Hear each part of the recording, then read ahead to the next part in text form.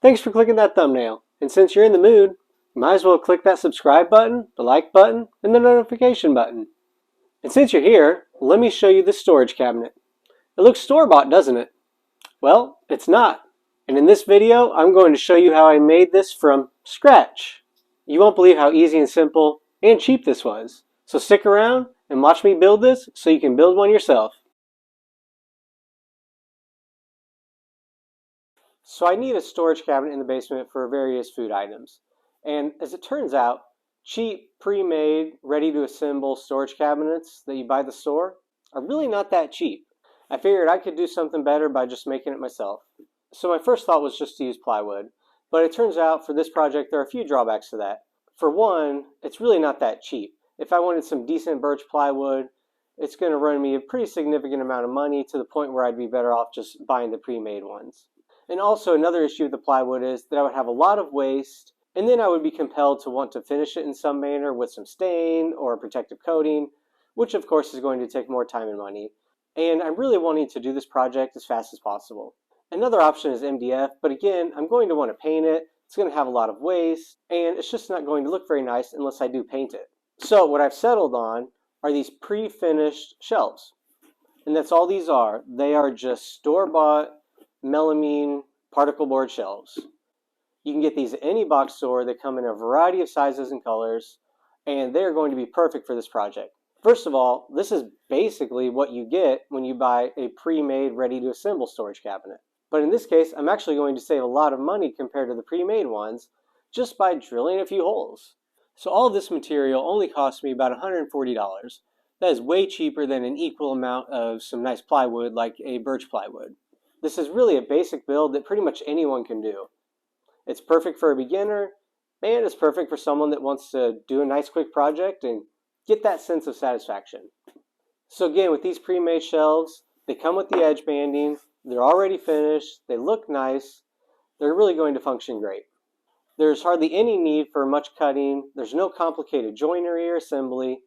Because all of these boards are the same width, and except for this one, which I needed for an extra piece, they're all the same length, it's really going to be as simple as taking two boards for my side pieces, screwing them to a little base, putting on a top piece, which again is the same width as the other boards, so my depths are always going to be equal, and then it's just attaching some door fronts, which again I don't have to do anything with, except for cut off about 3 inches off the top because of the toe kick at the bottom. But that's it. I don't need to rip them to length. They're already square. And I'm making it as such that the width of my cabinet is determined by the width of my two doors. So other than a little bit of math here and there, this is a really easy build. This should only take me a few hours of actual time. So let's get started. So all I'm going to do to get started, and this is really the majority of the actual cutting and processing of the material that I need to do, and that is make a little support base. So let's get to it.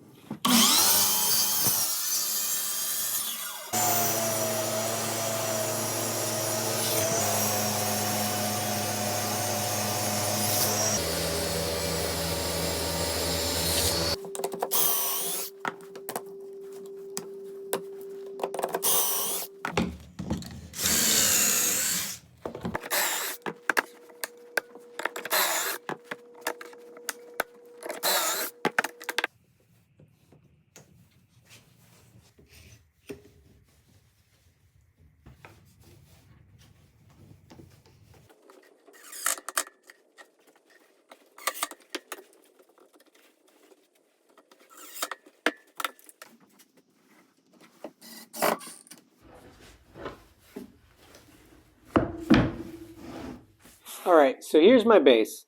That was super simple, took hardly no time at all. Now I'm going to use my Kreg shelf pin jig, link in description if you want to support the channel, and drill the holes for the shelf supports on my two side pieces. Before I can drill those holes, I just need to cut my pieces to size. Oh, wait a minute. I bought them already cut to size, so I can just start drilling holes. How about that? By the way, do you like my coat? It's March, but yet still somehow on the day I want to work out in my shop in the garage, it's 20 degrees outside. So I needed a coat. It's actually keeping me really warm. It's Gore-Tex. You know about Gore-Tex? Do you think anybody got that reference? I thought it was funny. Yeah, you're right. Probably doesn't matter. Nobody's watching anyways.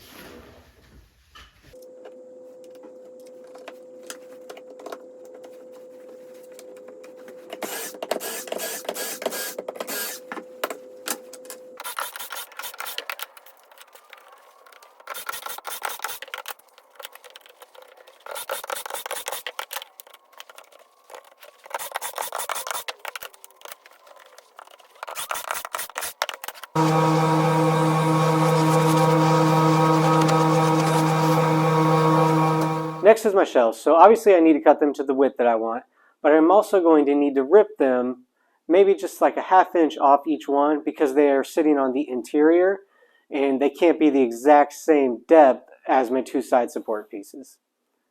And then I'm also going to drill the holes for the hinges in my doors using the Kreg hinge hole jig driller. I'm using a lot of Kreg stuff here today. I wish I was sponsored by them, but I'm not. But I do have the links for all the items that I'm using in the description below. They're really just the perfect tools for this job. What can I say?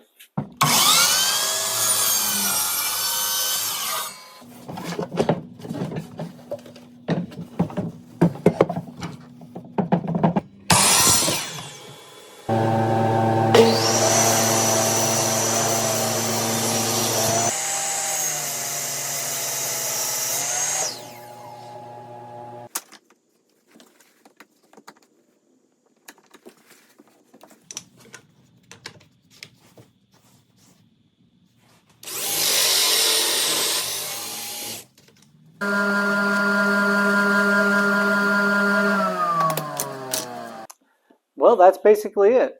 All of my parts are cut and this cabinet is ready to be assembled. This really only has taken me less than a few hours at this point. I'm not going to bother trying to show you the assembly process because I'm going to do it in the basement and the lighting is so bad you wouldn't be able to see anything anyways. But I'm going to assemble it now and I'll show you when I'm done. Well, we're back. So you've already seen this from the beginning of the video, but let me give you a little bit more of a tour.